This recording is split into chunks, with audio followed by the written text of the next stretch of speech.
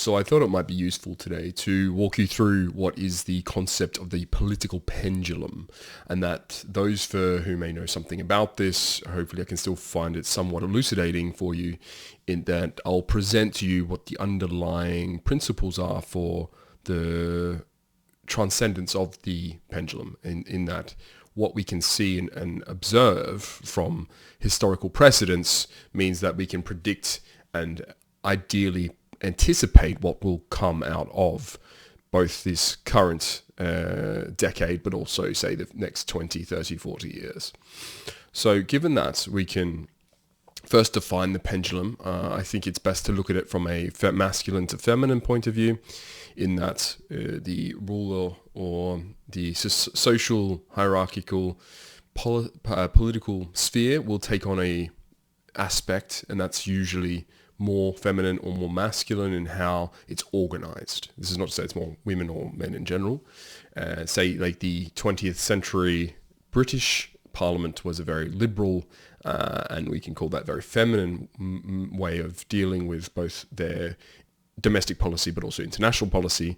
The rescinding and surrendering of empire, for instance, is a very feminine style of giving back, giving away things, trying to consolidate, not even defensively, but in a much more, you could say, mama bear style of caretaking, whereby we think that because we're weak, then we necessarily have to lop off an appendage or two to save the whole, and that's, sometimes cutting off your nose to spite your face. But in any instance, I think what we can look at then is this pendulum and how it swings back and forth, particularly in a democracy. And a democracy here is the fundamental infrastructure by which modern Western countries are dominated. And this is not to say it's good or bad. I think there's pros and cons to any system. It just happens to be the one we live in at the moment is a democracy, and I can show you through, or demonstrably through,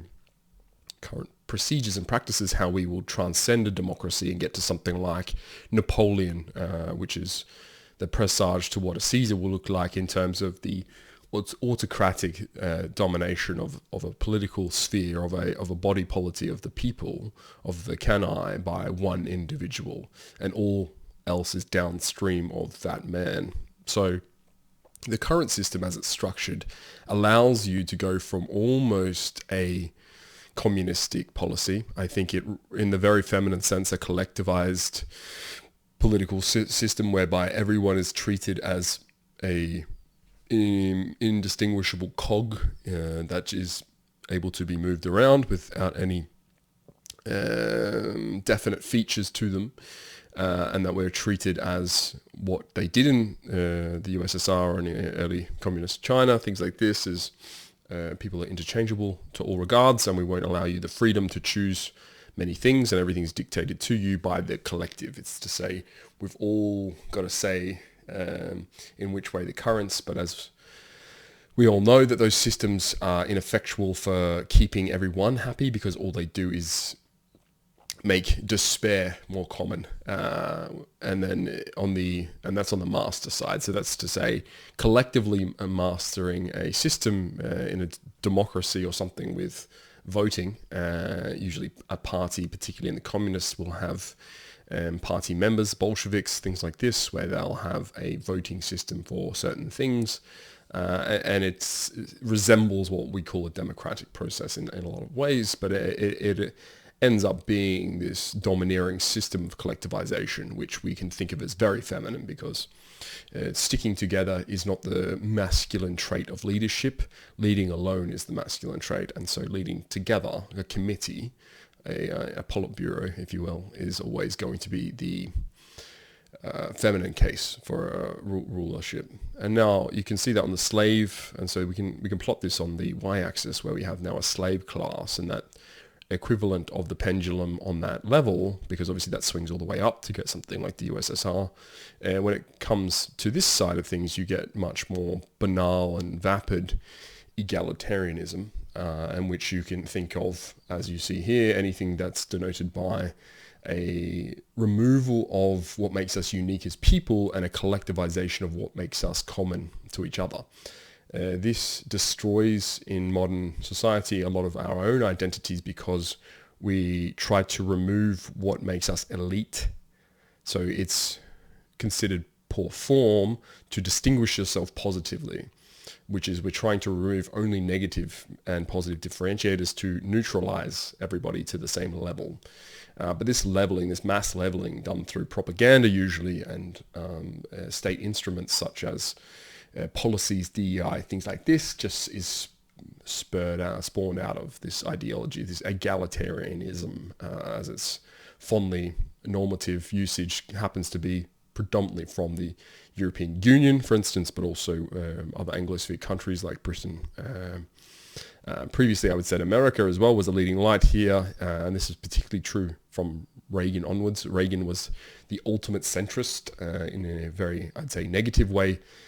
His capability of uniting America really only allowed them to unite under what is the common good rather than actual good. This is to say, if there's a common weal, there's a wealth to be divided amongst everybody, then the American ideology was somehow seen as promoting this, even though all it did was introduce vast inequalities in a negative instance. And this produced what was the largest influx, his administration and beyond, the largest influx of illegal immigrants, because when you are capable of producing a surplus as a country, then this wealth engenders a lot of envy and jealousy amongst neighbors. And so when you promote it in the way that Reagan did, and Bush beyond him, and then Clinton, and then Bush, and then Obama, what you do get is a ravening horde of desperate third worlders. And so that you can probably attribute a lot to Reagan. And the underpinning here being capitalism. So capitalism just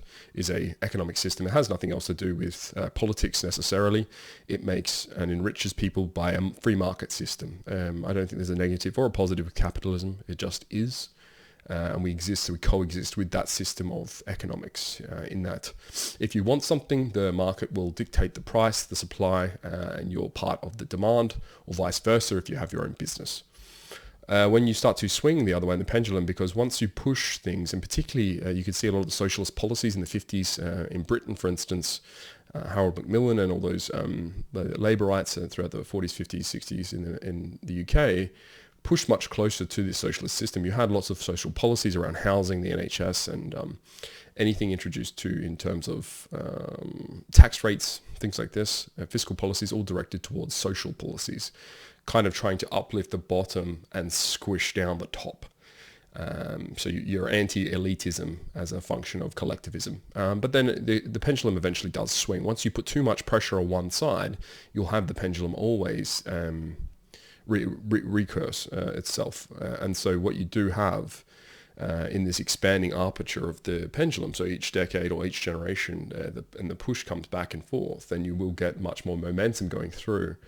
And so we're starting to see this here with Trump, where he was much more appealing to what we could consider the teapot party, or like the we call it libertarians, but the idea that his first term he was appealing to broadly everybody, a lot of the disenfranchised rural Reds, but in general a much more centralized policy around smart economic social governance that's not necessarily tarnished by existing Republican ideas or ideology. And this is certainly appealing to the libertarian segment of America. And so we can see how he was able to garner lots of those votes that usually or typically went to people like Rand Paul or those, you would say, not necessarily cavalier, but outsiders, particularly for the Republican side of the coin.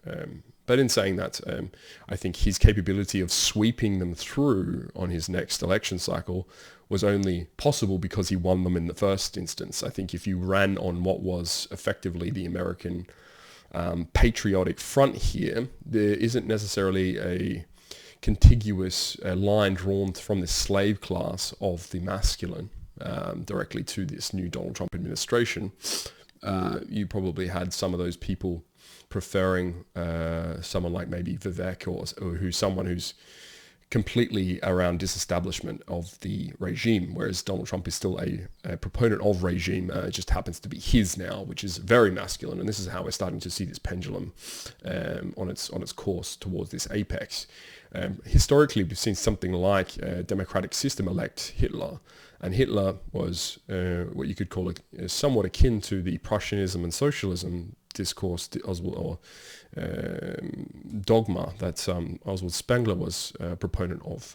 And I think if you read Prussianism, socialism, you'll find a lot of similarities in how the treatment of a citizen should reflect their place in society. And this was obviously much more Teutonic in that this is a respect of position, not a respect of, say, wealth, which is a much more Viking instinct. But in saying that, I think you can at least draw a similarity between being a master in a masculine space. And you could probably divide this section to two and have a Viking masculine system and a knightly Teutonic masculine system. But I've just chosen to show the Prussian and socialism here as a representation that masculinity at its foremost induces us to pick a master who is one. And in Oswald Spengler's example, it was Frederick the Great, the first servant of the state, and how he was able to show exactly that his sacrifice was to the people from the top down, and that everyone below him was a sacrifice to all others. In a capitalist, particularly the British system, it was much more around where individually together, an atomized society which works collectively via a free market mechanism. And this is how you can distinguish the two types of master masculine politics. You could also split this on the same token on the feminine side of things, where you would find that there's one collectivist society who's much more around upholding and establishing social mores and structures, and there's another one who's much more around uplifting the well-being of the society rather than necessarily protecting something like some of those churches where you don't necessarily have such strict hierarchy, but that everyone has to contribute to it. Something like the Mormon Church, for instance, is a very feminine governance system. And then you can see how a system could like this could lead to an autocracy, and this is how you would get someone like Napoleon. It's that there's a catalyzing change, obviously, and if you have the verisimilitude for a change like this, and it happens per force, it doesn't happen via a gradation of logical chain, it happens via a systematic, as I say, catalyzing force, which sunders the existing train of governance, because typically you'll find a pendulum will only ever be able to swing on its own aperture. But if there's a cut of the cord and this vivisection allows for the pendulum to obviously fly away, then we can transcend what is democracy. So hopefully that at least enlightens you as to how the current schema looks in a democracy, and what necessary momentum you can consider Trump has at the moment, and whether you feel as if his momentum will carry him further, or that his progeny and his successors will carry him further, or, as you may find, such a strong oppositional force. Because if you consider the amount of people who subsist in this bottom part are always pulling and pulling and pulling, no matter which side you're on, like gravity, that you'll have to have such significant primal and antediluvian force to break through that you'll find the pendulum is grasped and dragged back on its own axis here towards the other side, and that can always lead to something even and especially overreacting in that way. It's like an overcorrecting car. If you're trying to steer one way and you've turned too far, then natural instinct may be to turn too far the other way. I think also it shows how transitory our values are, and that if you consider something an issue today and you look back 10 years and what were hot current political issues, and you look back 10 years from that, they're always changing. So really it's about getting to the underlying ethos of what we consider the goal of society, or what the purpose and the values that we hold that in an ethos perspective, not a specific issue-based perspective. So try not to get too hung up on tranny this or say like tax basis that, or everything from small social structures around abortion or anything. These are much more insignificant to the total progress and morphology of the journey that we are on. And that's why it's mostly interesting to follow Trump right now, because he's such a strong pull in that pendulum towards something we haven't seen in many, many decades. And so it's worth keeping an eye on how exactly far he's capable of pushing by himself his own momentum and anima, and how much force he's able to demonstrate in the political arena.